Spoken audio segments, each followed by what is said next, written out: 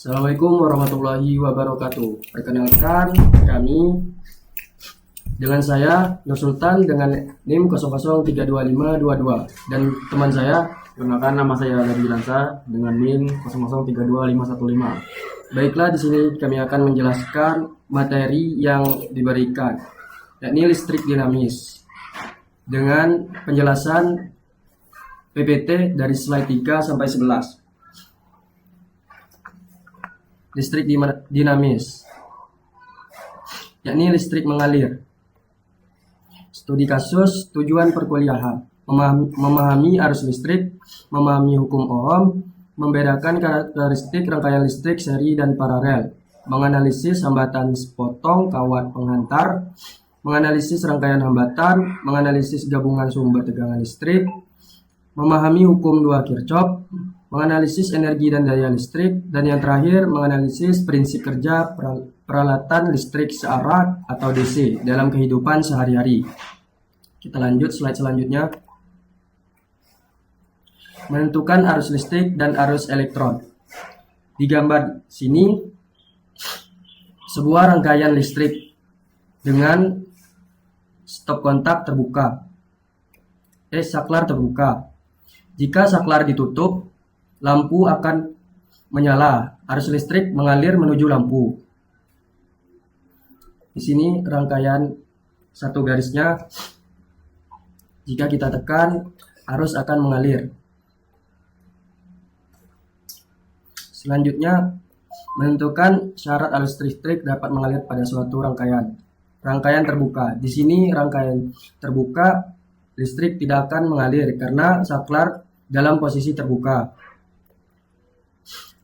Lampu dalam kondisi mati, arus listrik tidak mengalir. Di sini rangkaian kedua, rangkaian tertutup. Di posisi ini rangkaian akan menutup. Arus listrik akan mengalir dan lampu menyala. Lampu menyala, arus listrik mengalir. Arus listrik dapat mengalir jika dalam rangkaian tertutup. Di sini saya akan menjelaskan arus listrik identik dengan arus air. Gambar yang pertama, di sebelah kiri terdapat satu gelas air dengan volume HA lebih besar dari volume gelas B dengan HAB.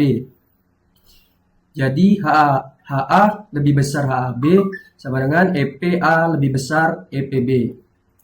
Jika keran bagian tengah kita buka, air dari A mengalir ke B. Dan posisi air di dalam gelas itu menjadi rata. Atau HA sama dengan HAB, EPA sama dengan EPB, potensial A sama dengan potensial B. Arus air dapat mengalir jika ada perbedaan energi potensial. Baiklah, materi selanjutnya akan dijelaskan oleh teman saya, Levi. Baiklah, di sini saya akan menjelaskan sama seperti tadi. Di benda A, potensialnya lebih tinggi daripada benda B, potensialnya rendah. Jadi tengah itu adalah konduktor. Terus arus listrik dapat mengalir jika ada beda potensial. Kuat arus listrik. Di sini ada suatu rangkaian. Jika saklarnya ditutup, maka aliran listriknya akan mengalir ke lampu dan lampunya akan menyala.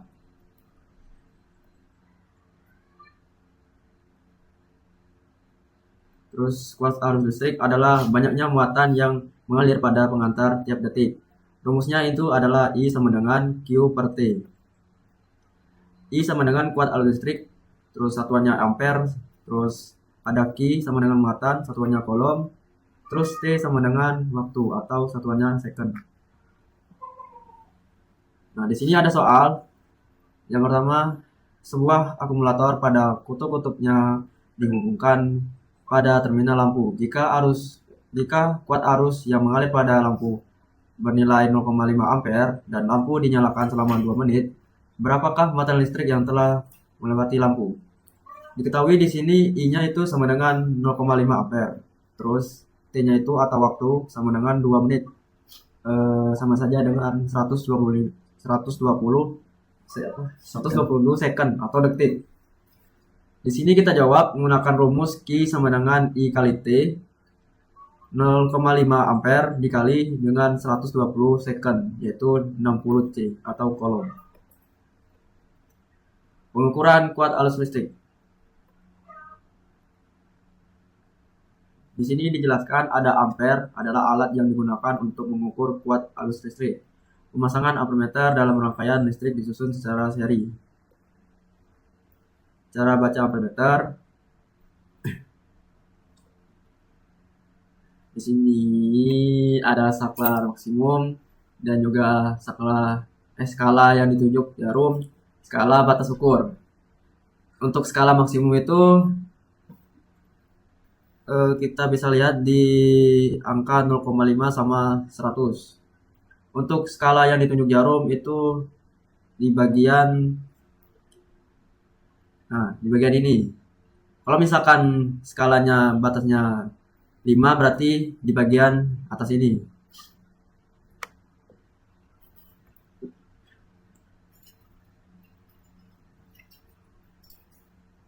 Nah, kalau skala ditunjuk jarum itu tergantung. Kalau misalkan mintanya 5 ampere berarti kita ngambil yang di bagian 5 ini sampai di atas ini. Kalau misalkan 10 ampere berarti kita ambil yang di bagian bawah. Terus kalau misalkan 1 berarti kita ngambil yang bagian bawah juga, tapi kita ubah satuannya di sini jadi 1 ampere. Terus nilai yang diukur itu nilai yang ditunjuk jarum per nilai maksimum dikali batas ukur.